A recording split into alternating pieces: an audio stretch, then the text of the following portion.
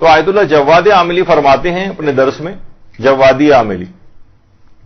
کہ ہمارے پانچویں امام محمد باقر علیہ الصلوۃ والسلام، اللہم صل علی محمد وآل محمد، سے ایک روایت ہے جو کہ اصول کافی کی تیسری جلد کے اندر بیان ہوئی ہے کہ جس وقت کوئی بھی شخص مرے گا اور وہ قبر میں اتارا جائے گا، تو قبر میں اتارے جانے کے بعد جب قبر اس کی بند ہو جائے گی تو اس کی روح اس کے بدن میں واپس لوٹا دی جائے گی، اس کی روح اس کے بدن میں لوٹا دی جائے گی، اور اس کے بعد دو فرشتے امتحانات لینے کے لیے اس کے پاس آ جائیں گے۔ فرماتے ہیں کہ یہ سوالات بہت زیادہ مشکل، یہ بہت زیادہ فلسفی یا منطقی ٹائپ کے نہیں ہوں گے، بہت سادہ قسم کے سوالات ہوں گے، وہی کہ تمہارا دین کیا ہے، اور تمہارا پروردگار کون ہے، اور تمہاری کتاب کون سی ہے، اور تمہارا رسول کون ہے۔ تو اب اگر یہ شخص گناہوں کا عادی رہا تو ایک بہت بڑا نقصان اس کے ساتھ یہ ہوگا کہ اس کا وہاں جا کر حافظہ کمزور ہو جائے گا۔ گناہوں کا ایک اثرات آپ کو پتہ ہے کہ وہ ہے نا کہ دروغ گورا حافظہ ناباشد، یعنی جھوٹا جو ہے وہ اس کا حافظہ نہیں رہتا۔ تو دنیا کے اندر بھی اس کے ساتھ یہ کہ یہ نسیان اس کو آخرت کے زندگی، برزخی زندگی میں بھی ہو جائے گا،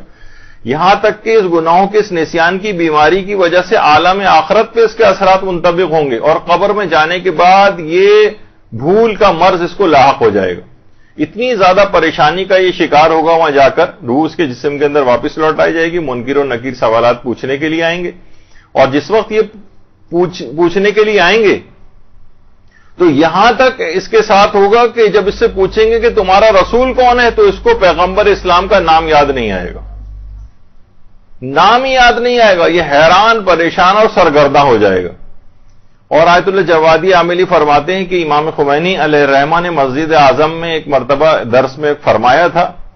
کہ پھر ان افراد کو عذاب دیا جائے گا، اور کچھ عرصے کے عذاب بھگتنے کے بعد ان کو یاد آئے گا کہ ارے اس دنیا میں ہم رسول اللہ کا کلمہ پڑھا کرتے تھے، یعنی اس کے اتنے عرصے کے عذاب بھگتنے کے بعد رسول کا نام یاد آئے گا۔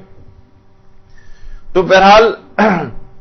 اب یہ ہے کہ دیکھیے، آپ نے دیکھا کہ بہرحال یہ گناہ جو ہیں وہ صرف فقط آپ ہماری دنیا کو ہی متاثر نہیں کرتے، ہماری برزخی زندگی کو متاثر کر رہے ہیں۔ جب بھی رمضان کا ایک بہت بڑا پیغام یہ ہے کہ انسان کو گناہ چھوڑنے کی مشق و پریکٹس اس میں کر لینی چاہیے، اور اس کے بعد اس سلسلے کو رمضان کے بعد بھی جاری رکھنا چاہیے۔ تو یہ گناہوں کے اثرات فقط اس دنیا ہی کے، بلکہ اس دنیا میں فقط اس کی حد تک نہیں، دوسرے لوگ بھی اس کے اثرات کی لپیٹ میں آتے ہیں۔ یہی وجہ ہے کہ آیت اللہ حافظ بشیر نجفی وہ فرماتے ہیں کہ وہ بعض اوقات یہ ہوتا ہے کہ گناہ یہ خود کرتا ہے لیکن پوری کائنات کا مجرم ہو جاتا ہے، کیونکہ بہت سے گناہ ایسے ہیں جو صرف فقط اسی کو متاثر نہیں کرتے، کائنات کو بھی متاثر کرتے ہیں۔ بعض گناہوں کے باعث آسمان سے بارشیں برسنا بند ہو جاتی ہیں، لوگ کتنی پریشانی کا شکار ہوتے ہیں۔ بہت سے گناہ ایسے ہیں کہ جن سے بیماریاں جنم لیتی ہیں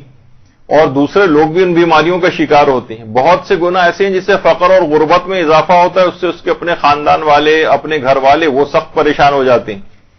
تو یہ سب کیا ہے کہ یہ کائنات کا مجرم ہو جاتا ہے، یہ دوسرے لوگوں کو اذیتیں پہنچانے کا مجرم ہو جاتا ہے۔ اس کے فقط گناہوں کے اثرات اس تک نہیں رہتے بلکہ دیگر افراد تک بھی اس کے گناہوں کے اثرات پہنچتے ہیں۔ برحمتك يا ارحم الراحمين وصلى الله على محمد وآله الطاهرين